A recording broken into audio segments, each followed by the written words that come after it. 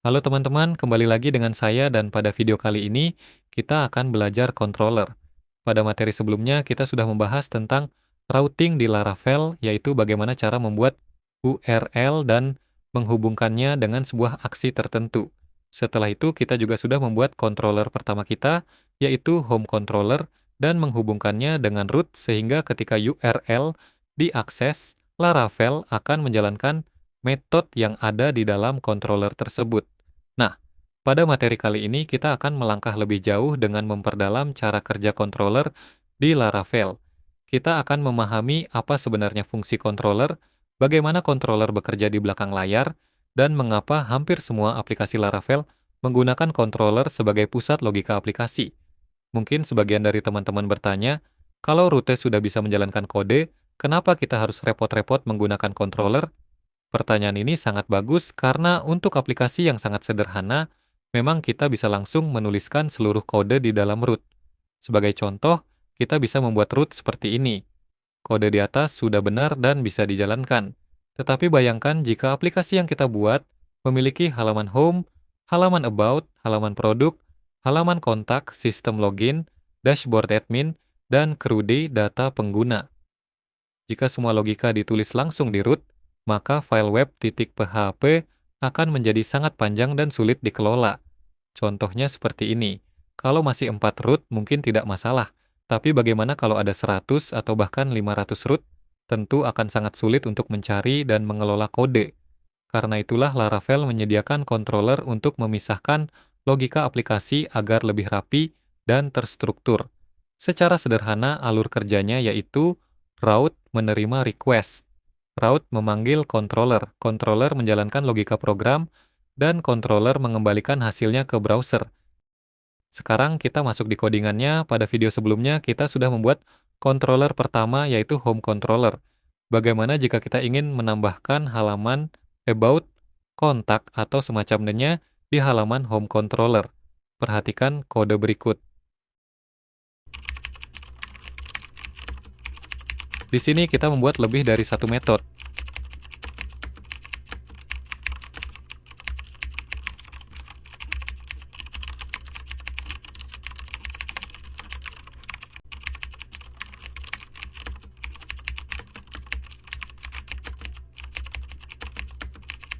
Sekarang kita panggil metode tadi di root. Perhatikan kode berikut.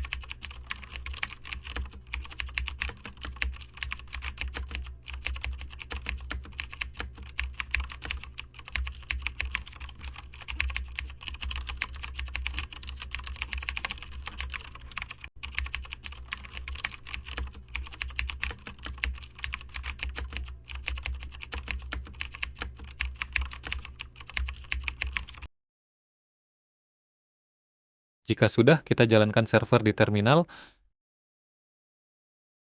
Sekarang buka alamat about, maka akan muncul halaman about. Jika kita buka alamat kontak, maka kita ke halaman kontak mudah, bukan? Jadi kita tidak perlu membuatnya lagi di root seperti sebelumnya. Kita tinggal menulis logika di controller, lalu kita memanggilnya di root. Sekarang kita naik satu level agar pemahaman kita semakin dalam. Kali ini kita akan membuat controller baru yang lebih mendekati kasus nyata dalam pengembangan aplikasi, yaitu product controller. Mengapa product controller? Karena hampir semua aplikasi memiliki data yang perlu dikelola, seperti produk, artikel, kategori, pengguna, dan lain sebagainya. Dalam Laravel, setiap fitur biasanya memiliki controller tersendiri agar kode lebih terstruktur dan mudah dikelola. Sekarang kita buat controller baru. Buka terminal lalu jalankan perintah berikut.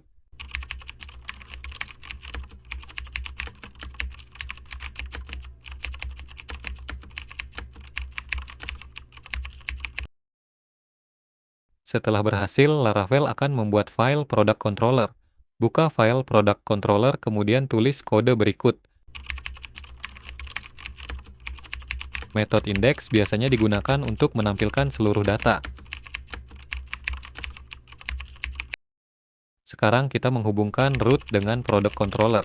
Tulis kode seperti ini.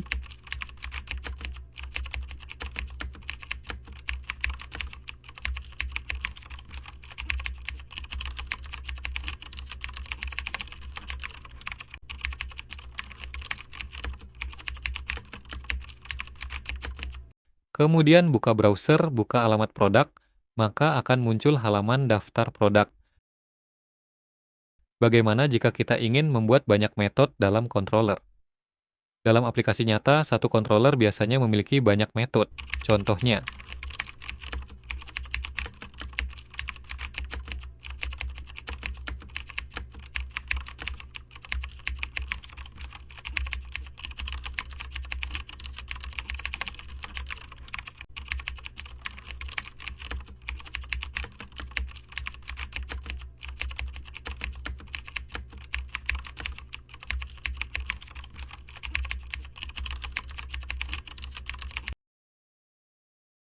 sekarang kita menambahkan root baru pada file web.php.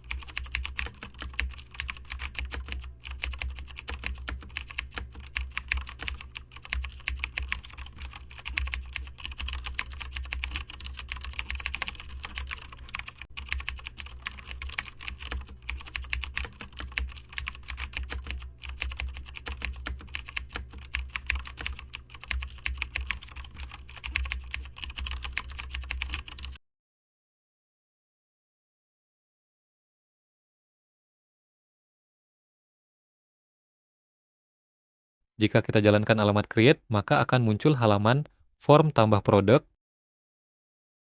Kalau halaman show, maka akan muncul halaman detail produk. Sekarang kita akan membuat URL yang dinamis. Tambahkan metode berikut.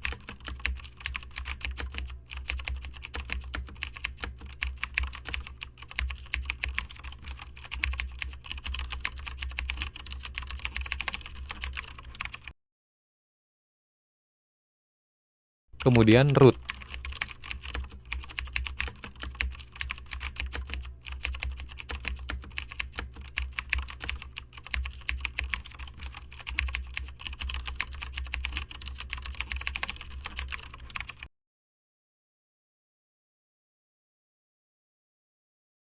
Coba akses products garis miring 1, maka hasilnya detail produk dengan ID 1.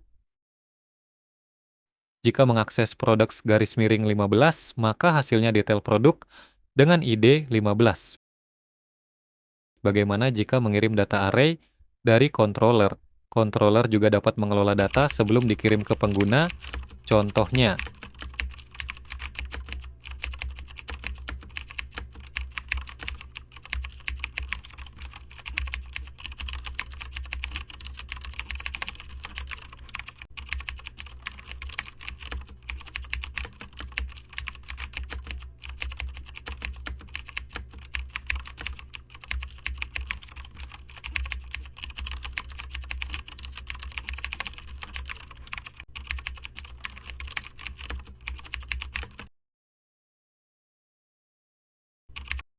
saat URL products diakses, Laravel akan menampilkan data tersebut dalam format JSON.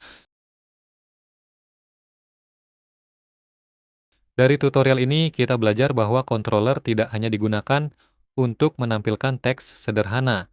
Controller dapat memiliki banyak metode, menerima parameter dari URL, mengolah data, dan nantinya akan mengirim data tersebut ke view atau database. Inilah alasan mengapa controller menjadi pusat logika aplikasi di Laravel. Semakin besar aplikasi yang kita buat, semakin penting penggunaan controller agar kode tetap rapi, mudah dibaca, dan mudah dikembangkan. Pada video berikutnya, kita akan belajar bagaimana mengirim data dari produk controller ke view menggunakan Blade template, sehingga data yang kita buat dapat ditampilkan dalam bentuk halaman web yang lebih menarik, dan sampai jumpa di video berikutnya.